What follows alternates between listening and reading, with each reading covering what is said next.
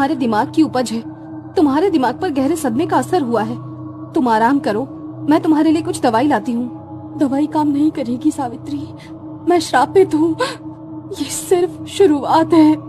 भाभी, ये सब क्या बड़बड़ा रही हैं? बच्चा, लाल निशान, और अब ये कालिंदी कौन है? सावित्री समझ गई कि ये कोई साधारण समस्या नहीं है।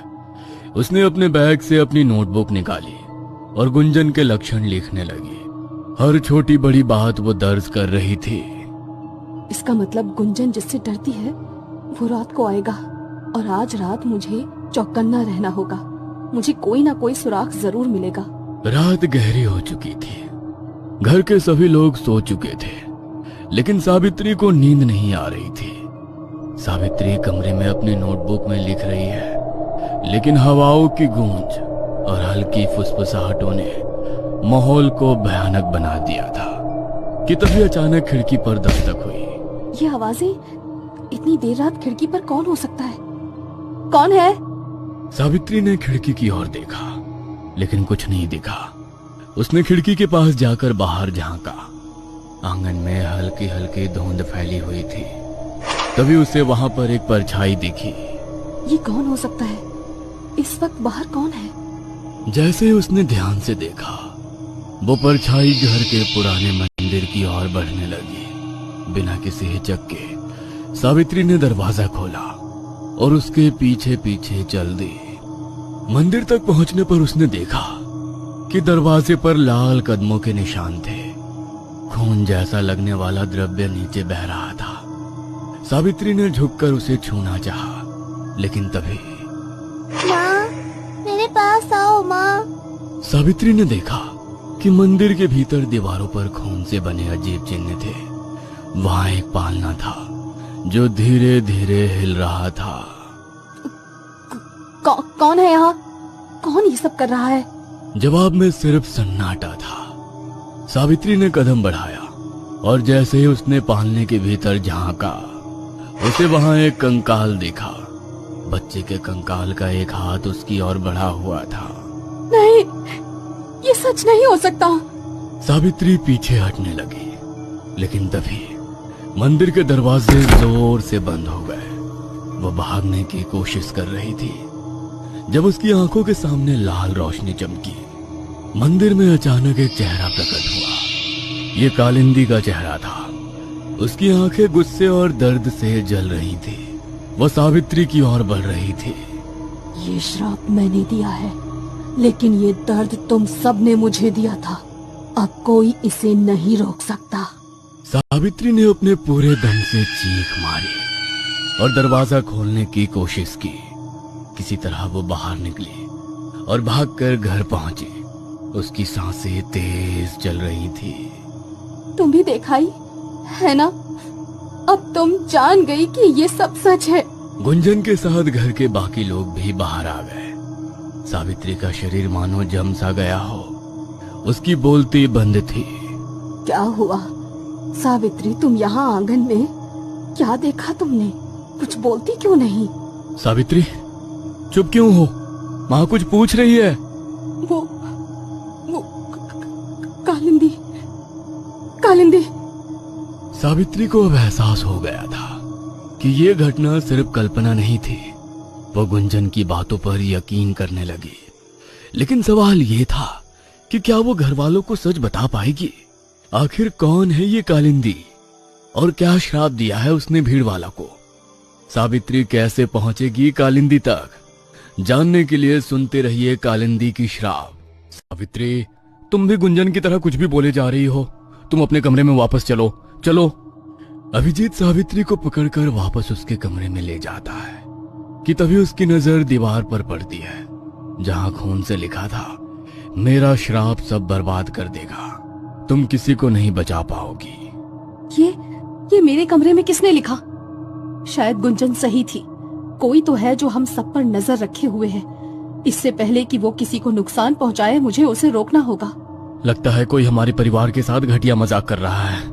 वो गुंजन को पागल साबित करना चाहता है, मगर मैं ऐसा होने नहीं दूंगा। नहीं भैया, ये कोई मजाक नहीं, बल्कि किसी बड़ी शक्ति का जाल है। मुझे कल गांव जाकर इसके बारे में पता करना ही होगा। अभी आप जाकर माँ को संभालिए, मैं गुंजन भाभी के पास जाती हूँ। हमें उन्हें अकेला नहीं छोड़ना चाहिए। अभिजीत वहां से चला जाता है और सावित्री गुंजन के कमरे में आकर उसके पास बैठ जाती है ताकि गुंजन आराम से सो सके। मगर रात के भयानक दृश्य ने सावित्री को झकझोर कर रख दिया था। उस कालिंदी का चेहरा, बच्चे के रोने की आवाज, सब कुछ इतना खतरनाक था कि उसे अब तक यकीन नहीं हो रहा था। सावित्री रात भर नहीं सो पाई। उसकी आंखों में डर और सवालों का समंदर था। उसने गुंजन के बगल में बैठकर पूरी रात उसकी तबीयत का ख्याल रखा, लेकिन उसके मन में एक ही बात घूम रही थी, ये सब क्या हो रहा है और क्यों? सावित्री बेटी, तुम रात भर नहीं सोई। ये सब तुम्हारे बस का नहीं है। हम जिस श्राप के नीचे जी रहे हैं उसे कोई बदल नहीं सकता। गुंजन की किस्मत में अगर मर जाना ही लिखा है तो यही सही, लेकिन मैं अपनी बेटी को मौत के मुंह में नहीं ढकेल सकती। माँ, आप ये कैसी बातें कर रही हैं? मैं गुंजन भाभी को कुछ नहीं होने दूंगी। आप बस मुझे ये बताइए कि क्या इस गांव में कोई है जो कालिंदी के बारे में कुछ जानता हो? पुरोहित नारायण। इस कालिंदी का हल तुम्हें पुरोहित नारायण के अलावा कोई नहीं बता सकता। पुरोहित नारायण कौन है वो, और उन्हें कैसे पता होगा? बेटा, नारायण बाबा इस गांव के सबसे बड़े ज्ञानी हैं। उन्होंने कालिंदी की कहानी अपनी आंखों से देखी थी। कहते हैं उन्होंने ही कालिंदी का अंतिम संस्कार किया था। अगर किसी को इस श्राप के बारे में पता होगा तो वो बस वही है, मगर आज तक उन्होंने श्राप के बारे में किसी को नहीं बताया। जब भी कालिंदी का कहर इस गांव पर पड़ता है तो वो एक पूजा कर कर उसे शांत कर देते हैं। मुझे नहीं लगता कि वो तुझे इस बारे में कुछ भी बताएंगे।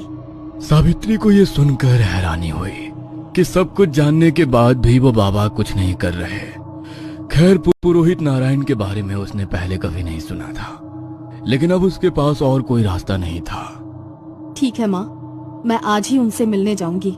सावित्री जैसे ही निर्मला से बात कर दरवाजे की तरफ कदम आगे बढ़ाती है, अचानक पीछे से गुंजन हवा की तेजी से उसकी तरफ बढ़ती है और उसका गला दबा लेती है। गुंजन के खुले बाल और लाल आंखें जैसे मानो सावित्री को भस्म कर डालेगी। भाभी, ये क्या कर रही हो? छोड़ो, छोड़ो मुझे भाभी। ये क्या कर रही हो बहू? छोड़ो उसे, वो मर जाएगी। मैं कहती हूँ छोड़ो उसे। मेरा श्राप तोड़ेगी, मुझसे टकराएगी, मैं तुझे नहीं छोड़ूंगी। तू होती कौन है मुझसे टकराने वाली? सावित्री और निर्मला जोर जोर से चीखने लगते हैं। वो दोनों पूरी कोशिश करते हैं, लेकिन ना जाने गुंजन में इतनी ताकत कहां से आ गई थी कि कोई उसकी उंगली भी नहीं हिला पाता। इतनी आवाज सुनकर अभिजीत और उसके बाबूजी भी कमरे में आ जाते हैं और सावित्री को बचाने की कोशिश करने लगते हैं। अभिजीत गुंजन को एक खींच कर थप्पड़ मारता है। गुंजन, होश में आओ, पागल हो गई हो क्या? सावित्री को जान से मारना चाहती हो? ये हम सबको मारना चाहती है। मुझे तो लगता है कालिंदी बस एक बहाना है। ये हमारे परिवार को मारकर सारी जमीन हड़पना चाहती है। बस करो माँ, इसमें भाभी की कोई गलती नहीं है। इस वक्त उनका शरीर उनके कब्जे में नहीं है। सावित्री गुंजन को जमीन से उठाकर बिस्तर पर लेटा देती है। गुंजन इस वक्त बेहोश थी। सावित्री उसके सर पर हाथ फेरती है। मुझे माफ कर दो भाभी, मगर भरोसा रखना, मैं सब ठीक कर दूंगी। सावित्री ने पुरोहित नारायण के मंदिर की ओर रुख किया। रास्ते में उसे बार बार रात की घटनाएं याद आ रही थी। गुंजन की चीख, खून के निशान और वो रहस्यमयी आवाजें। गांव के मंदिर के किनारे एक पुराने बरगद के पेड़ के नीचे स्थित था। वहां का वातावरण रहस्यमयी और शांत था। मंदिर के आसपास की हवा में कुछ ऐसा था जो किसी अनजाने डर का एहसास करा रहा था। सावित्री मंदिर में दाखिल होते हुए धीरे धीरे पुरोहित नारायण के पास पहुंची। वहां का वातावरण गंभीर और रहस्यमयी था। पुरोहित आंखें बंद करके मंत्रोच्चार में लीन थे। उनके चेहरे पर शांति का भाव था, लेकिन सावित्री के मन में सवालों का तूफान था। प्रणाम गुरुदेव। मुझे आपसे कुछ जरूरी बातें करनी है। आशीर्वाद बेटी। कौन हो तुम और यहाँ क्यों आई हो? गुरुदेव, मैं सावित्री हूँ। इस गांव में पैदा हुई थी, लेकिन पढ़ाई के लिए बाहर चली गई थी। जब यहाँ लौटी हूँ, मेरे परिवार पर जो बीता है उसने मुझे अंदर तक झकझोर दिया है। गांव में हर किसी का जीवन अब श्राप से जुड़ा हुआ है। ये नई बात नहीं है, लेकिन तुम मुझसे क्यों मिलने आई हो? क्योंकि मैं सच जानना चाहती हूँ। गुंजन की हालत देखकर मुझे यकीन हो गया है कि यहाँ कुछ भयानक हो रहा है। माँ ने बताया कि आप कालिंदी के बारे में सब कुछ जानते हैं। कृपया मुझे बताएं कि ये सब क्यों हो रहा है। कालिंदी का नाम क्यों लिया? यह नाम इस गांव में तबाही और दर्द का प्रतीक है। मैं तुम्हें कुछ भी नहीं बता सकता। ये सवाल मत पूछो। गुरुदेव, आप गांव के ज्ञानी हैं। अगर आप ही चुप रहेंगे तो फिर सच कौन बताएगा? क्या आप नहीं चाहते कि ये श्राप खत्म हो? अब सावित्री, ये उतना आसान नहीं है। कुछ रहस्य ऐसे होते हैं जिन्हें जानने से दुख ही मिलता है। कालिंदी की कहानी भी वैसी ही है। गुरुदेव, मुझे दुख का डर नहीं है। मैं अपनी भाभी और गांव की दूसरी औरतों को इस श्राप से बचाना चाहती हूँ। अगर आप मुझे सच नहीं बताएंगे तो फिर मैं इसे कैसे खत्म करूंगी? अगर कालिंदी को न्याय नहीं मिला तो क्या आप नहीं मानते कि उसका श्राप सही है?